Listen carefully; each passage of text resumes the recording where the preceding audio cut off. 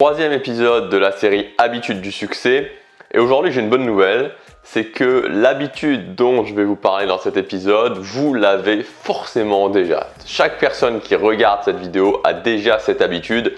Maintenant, ce qu'il va falloir faire, c'est l'orienter dans le bon sens. L'habitude dont je veux parler, c'est le fait de se poser des questions sur sa vie, sur son avenir, sur les actions qu'on doit prendre, sur tout un tas de choses. On est des machines à se poser des questions. C'est-à-dire que notre mental se pose constamment des questions. Vous savez, on a cette petite voix intérieure et on a tendance à se demander qu'est-ce que je dois faire dans cette situation? Qu'est-ce que je dois faire dans cette situation? Est-ce que je devrais choisir ça? Est-ce que je devrais choisir ça? Pourquoi il y a ça? Pourquoi il y a ça?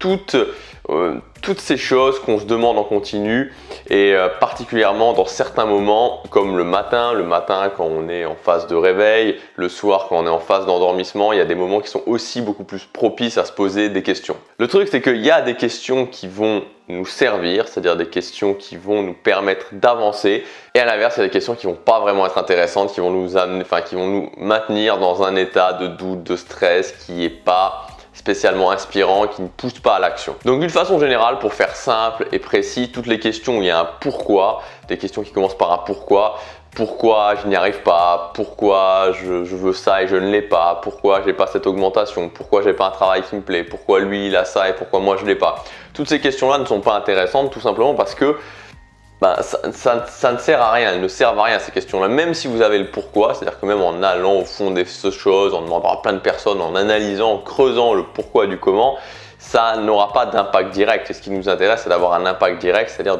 d'amener un changement.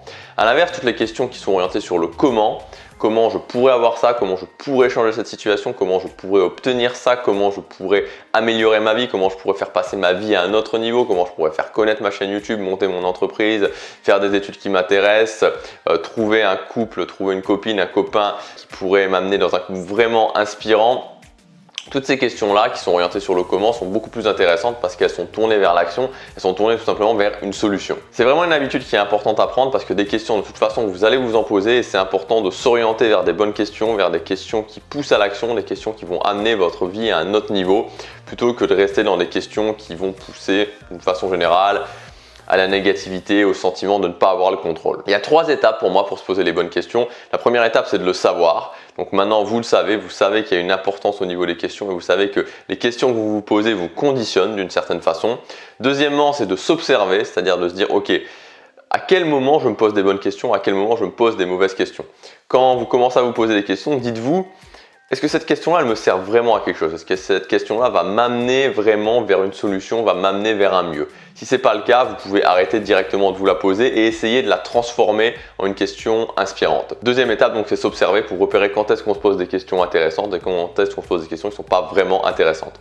Et troisième étape, c'est internaliser le processus, c'est-à-dire se reprendre et changer sa façon de se poser des questions. Ça peut prendre un certain temps et surtout que c'est un petit peu comme le négatif, c'est-à-dire que c'est un petit peu comme la critique. Vous savez, des fois, on a envie de critiquer quelqu'un, il y a cette chose-là où c'est un petit peu, on voudrait ne pas le faire, mais c'est difficile. Et c'est pareil pour les questions qui ne sont pas inspirantes. C'est-à-dire qu'on va avoir tendance à se dire, on a envie de se dire, mais pourquoi lui, mais pourquoi pas moi? On a envie de se poser ce genre de questions. Pour moi, l'idée, c'est de s'orienter sur le fait de se poser des bonnes questions, mais en même temps, il faut trouver un moyen de sortir ces émotions. Moi, je ne crois pas qu'on puisse se dire, ok, maintenant, je ne vais plus du tout être négatif, je ne vais plus du tout je ne vais plus du tout me laisser de place au doute, me laisser de place au stress, me laisser de place à des questions pas inspirantes.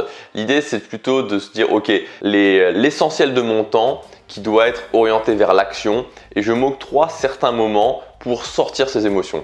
Et je vous en avais déjà parlé dans une autre vidéo. Pour moi, le plus intéressant, c'est soit vous avez quelqu'un à qui vous pouvez vous confier et je trouve que c'est intéressant. Moi, je fais ça avec quelques personnes, c'est-à-dire de pouvoir se confier. Et c'est un échange, c'est-à-dire que vous pouvez vous confier vos doutes, confier vos émotions à cette personne et elle, en même temps, elle fait pareil. Et là, l'idée, dans ces moments-là, c'est pas de trouver des solutions, c'est simplement de sortir les émotions. Ça fait un bien fou, clairement. 3 étapes. Le savoir, s'observer pour pouvoir changer et enfin l'internaliser. Maintenant, je voudrais vous donner aussi une liste de questions que moi j'utilise. Alors, pour le matin, pour le soir, aussi pour les moments des fois où je peux douter dans la journée. C'est des questions que je considère comme des questions vraiment inspirantes, des questions qui me remettent dans le bon état d'esprit, qui me retournent, qui me tournent vraiment dans le bon sens dans des moments où je peux avoir du doute, dans des moments où je peux me poser des questions, dans des moments où je peux stresser, me dire est-ce que je suis sur le bon chemin, etc. etc.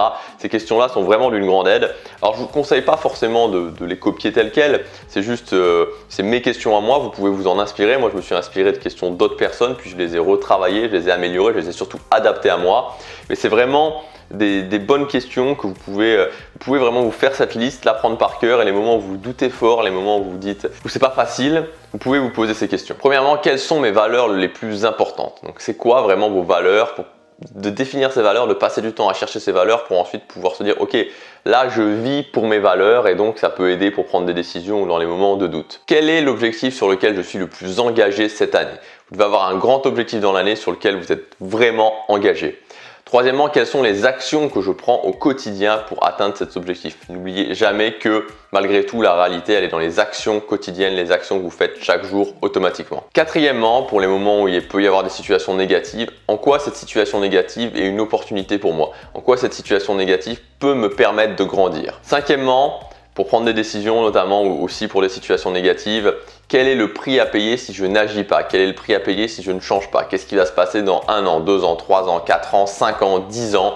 Souvent, ça peut aider de voir que même si dans le présent ça va être douloureux, dans le futur ça va apporter quelque chose de mieux. Et à l'inverse, quand dans le présent c'est facile, quand on prend la solution confortable, en général ça implique de la frustration dans le futur. Dernière question, la plus importante pour moi.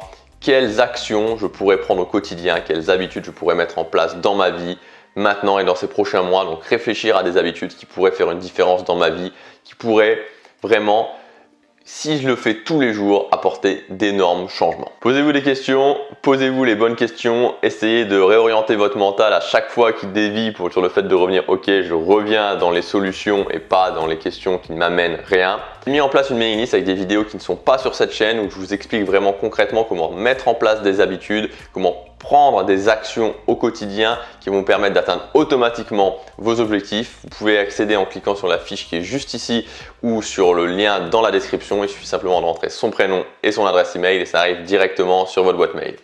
À demain pour la prochaine vidéo. Chaque jour compte, prenez action.